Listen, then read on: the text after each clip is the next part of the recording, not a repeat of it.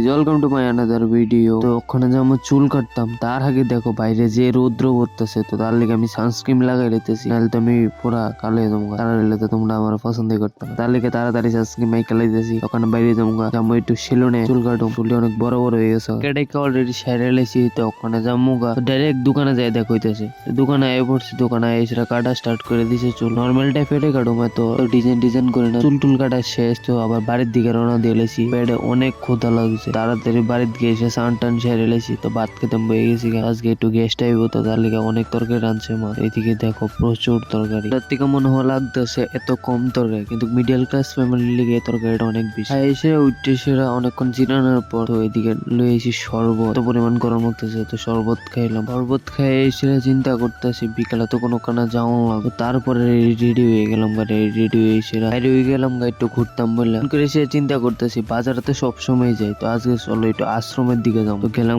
লোকনাথ আশ্রমের দিকে। আশ্রমে এসে দেখি নতুন করে আবার আশ্রমটা হইতেছে, পিছনের জায়গাটা দিয়েছিলাম। এদিকে এসে আমি আর দাদা দুজনে দেখতেছিলাম। এসে লোকনাথ ঠাকুরের কইতেছি তোমরা স্বপ্ন যেমন সফল হয়।